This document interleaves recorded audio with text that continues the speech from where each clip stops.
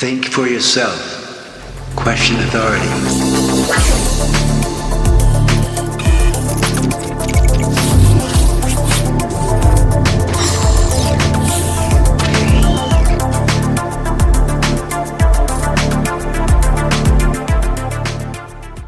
Well guys, it finally happened.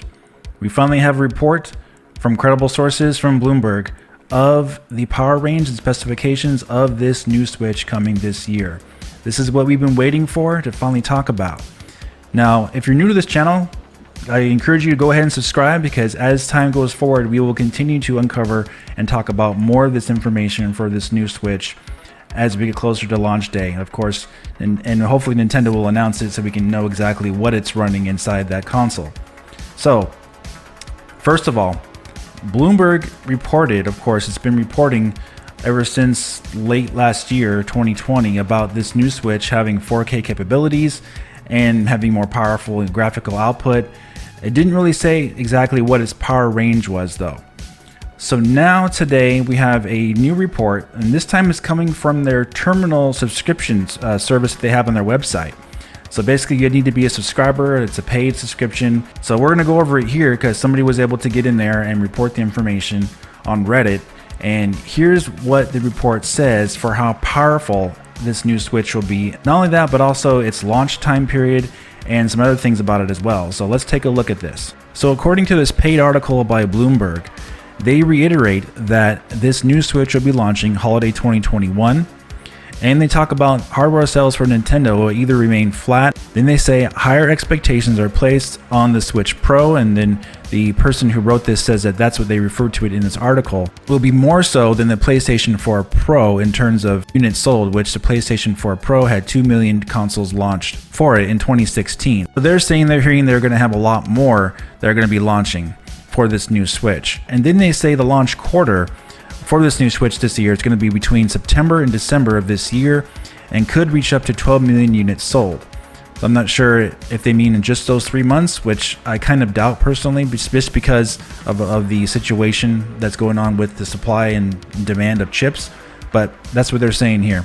And then they say that according to the hardware forecast, speculation is that the MSRP could be higher for this new Switch, upwards to 20%, which is somewhere around $350, $360 range. And they say Zelda is a strong launch title candidate, with several other games to round out the launch lineup. And the biggest news here from what they bring out is that the performance of this new Switch is expected to be in line with the PlayStation 4 Pro and Xbox One X.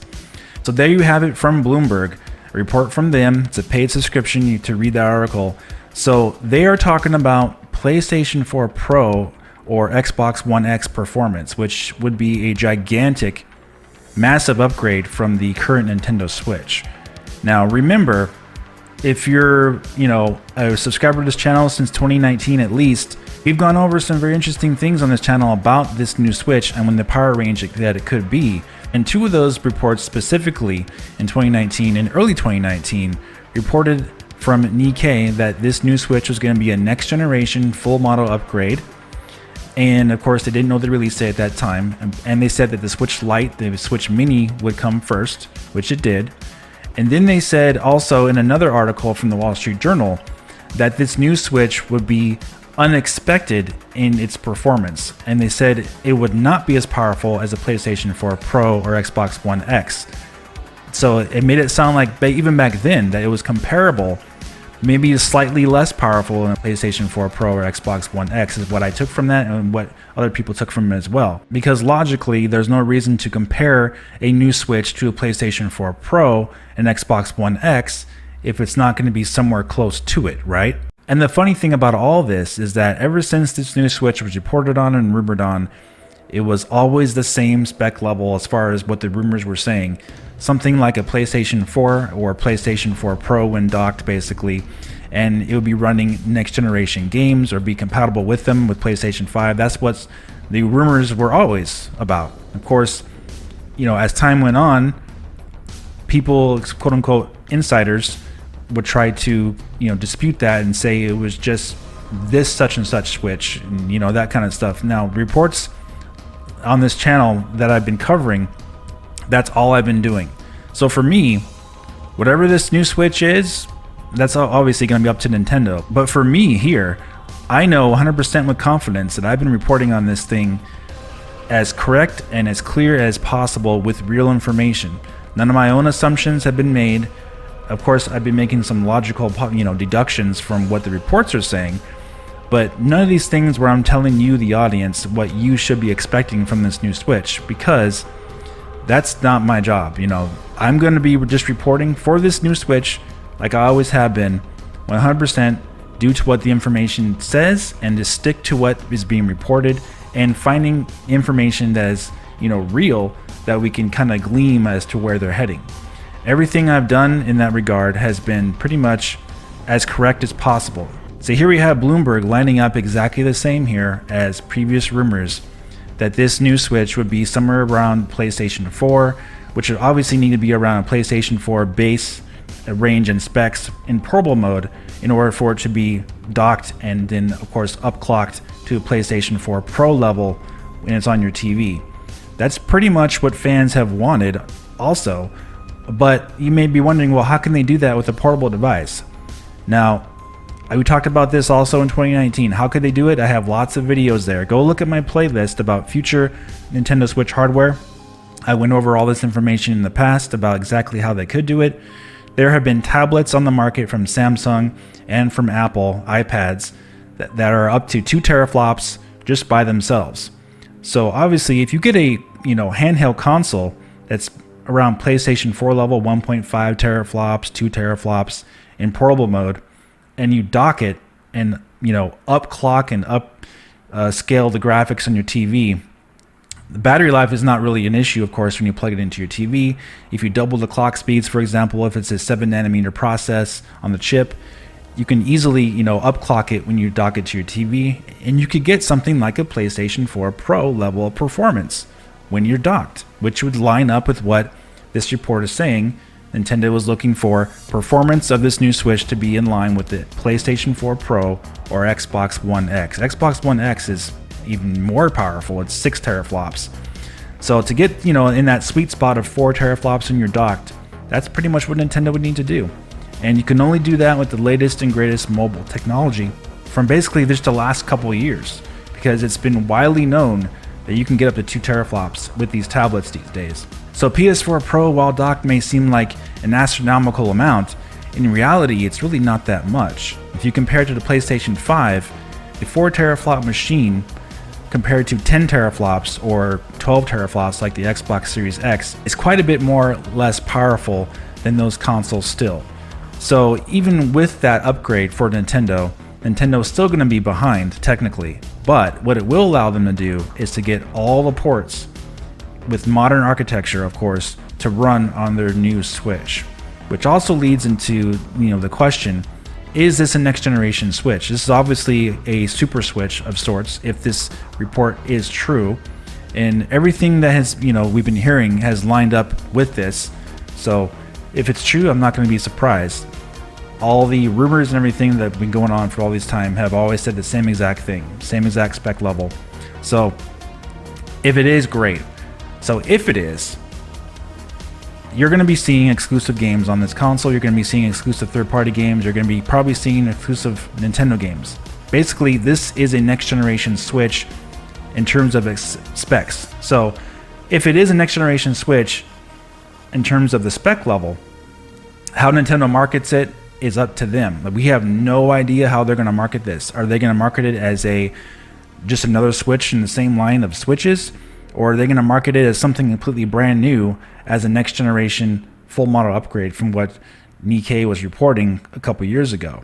That's what we're going to wait and see. Now, if they do market it as a full model upgrade as far as a next generation Switch 2 or Super Switch, obviously you're going to have lots of exclusive games.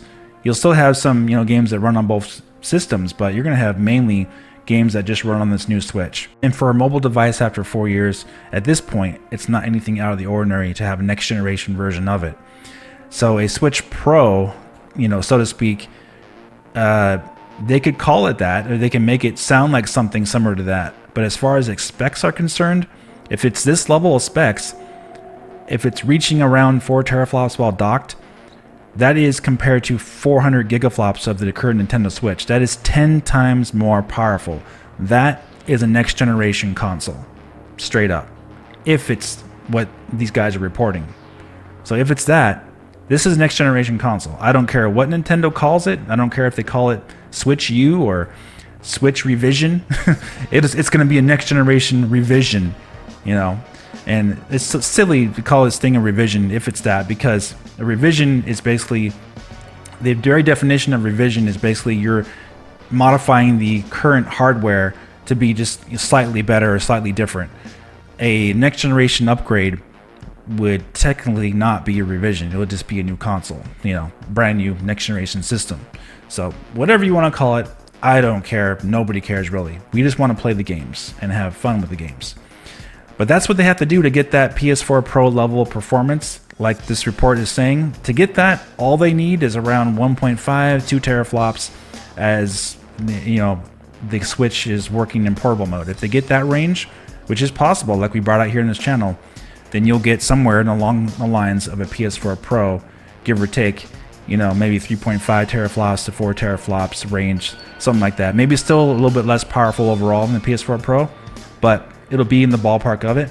And with the brand new architecture that's going to have, and whatever new APIs they use, obviously running ports from new games is going to be a lot easier.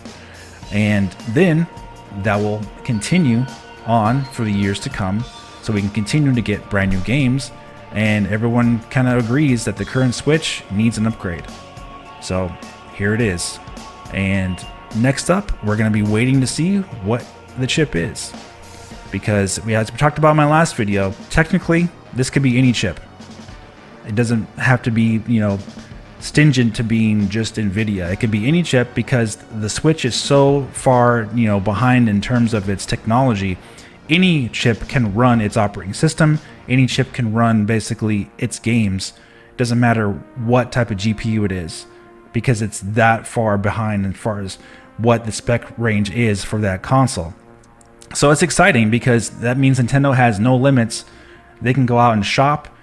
They probably already did, obviously. They already know. They already have the system probably working and already tested and about to show, about to reveal. So the system's done. We already know that. So it's going to be fun to see what exactly they're using to power that Switch.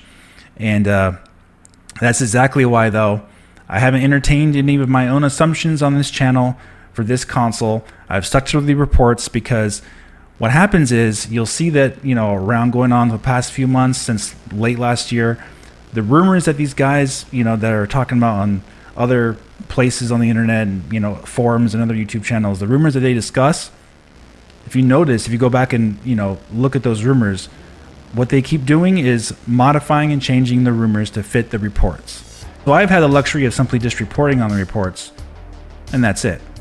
I'm not going to change anything. You can't change any reports. If the reports remain the same, you just keep reporting the reports and keep updating them. If they keep changing their rumors to fit the reports of the day, then, you know, what's the use of reporting on that information? That's pretty much exactly why I don't do that on this channel. So, I don't know. I've just been having fun with this, and hope you guys are as well. It's been a pretty fun ride, to say the least.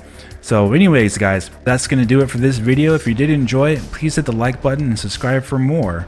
And I'll talk to you very soon in the next video. Have a great day.